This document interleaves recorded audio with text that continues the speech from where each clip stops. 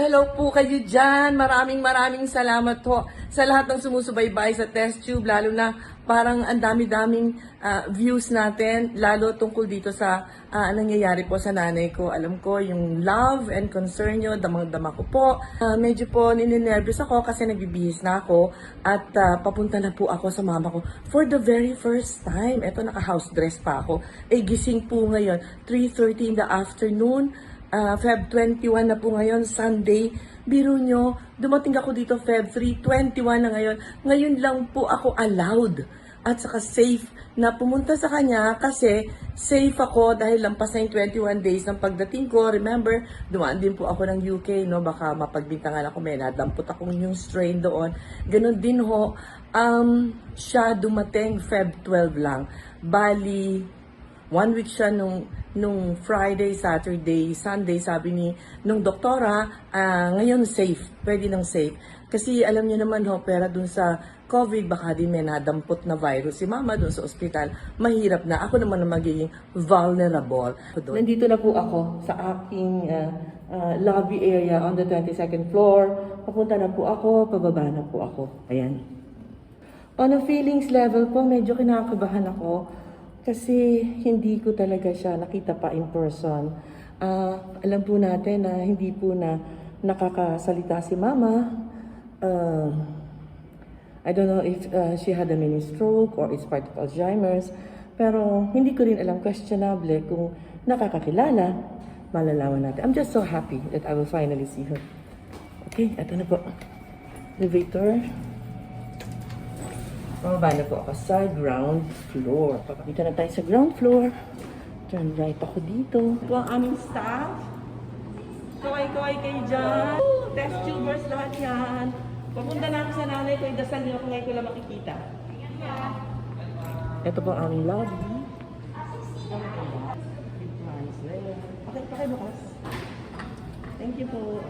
Thank you. Ang dusa ko po ngayon, alam niyo, talagang sa lamig kasi ng Isle of Man.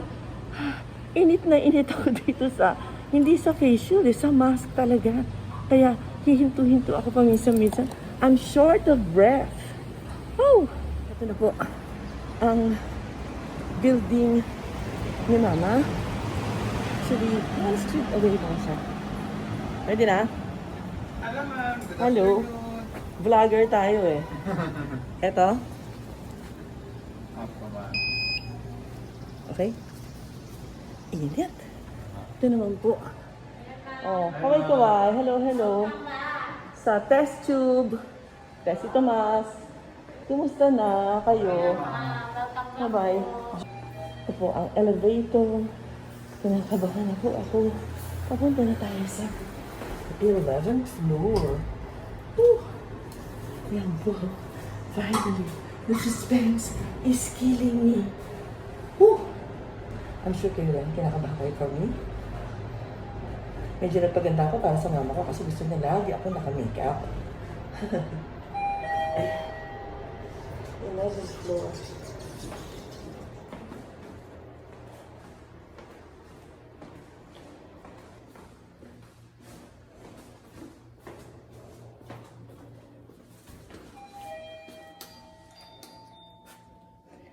Eto, tumitimbre na po tayo. Papasok na po ako pero I'm not too sure. Gusto pong magpakita ni Mama. Titingnan ko po kung ano ang kanyang mood ngayong araw na ito. So we have to give her the option, okay? Bye! Nandito na po ako sa tabi ng mama ko. I'm so happy na nagkita na kami. Nawala na po yung kaba ko. And siya naman po, gising kanina, tapos tinulugan ako. Ito si Jen, ang kanyang nurse. Thank you, Jen. Ito po ako. Ayan si Jen. Ayan si Mama. Nakikita ba? Ayan. Alis na po ako ng kanyang apartment. Bye! Diyan, kababalik ko lang po dito sa aking apartment. Galing kay Mama. Teka muna. Sisip muna ako nito. Para medyo makahinga po ako at ano ba? Maibsan po yung ano ko, sensory overload ang tawag ko doon. Una-una maraming salamat sa lahat ng inyong magagandang wishes para sa aming Pretty Coca, si Eagle, Michael Riggs, no, wishing for my mom's recovery. Eagle, ang ganda ng sinabi mo na sana lahat ng tao ma-inspire sa fighting spirit ni Mama. And that really made me think, no, na kung si Mama sa ganung pinagdaanan niya sa COVID, di siya natakot, di tayo sa mga araw-araw nating mga trials and tribulations, dapat fight lang din tayo.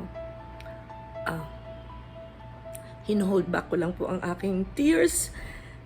Kata Inocencio, maraming salamat sa pagtawag mo sa mamang COVID Conqueror. Ang ganda no, parang feeling ko sasali siya sa Star Wars. Ang ganda ng costume niya, metallic. Alex Castro for saying, my mom has given immeasurable contributions to the broadcasting industry. I'm both happy and sad in a way.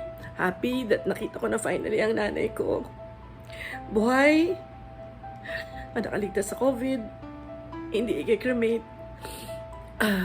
fighting for her life, practically, siguro. Hindi po siya nakakapagsalita, which makes me very sad kasi nung umalis ako, pumipikit lang siya, pero kahit pa paano nakakapagsalita pa. Pero ngayon, parang blank look din siya, so pero after a while, nagigising siya ng mas malaki ang mata niya, tapos nagiging teary-eyed siya. At kinakausap ko siya, sabi ko, alis na tayo, punta na tayo uli sa hotel, papasyal kita, ganyan. Parang lumalaki yung mata niya, ganyan, tapos makakatulog siya uli. Anyway, I think I will keep it short dahil baka maging masya ako. Another thing that I learned in this experience is everything is everything is impermanent. Your youth, your beauty, your strength, one day will all fade away. Yun nakita ko sa mama ko. Parang nawala yung glow niya, parang medyo tumanda siya. And you know that it is nearing the end of life journey. So, siguro para sa ating lahat, habang nandito tayo, habang malakas tayo, habang meron tayong kagandahan, appreciatein natin ang ating sarili, self-love. Let's not be so tough on ourselves. Let's be gentle with ourselves and just be grateful for everything that God has given to us, because it will not last forever. One day, we have to take that journey into God's kingdom. Maraming salamat po. I promise to be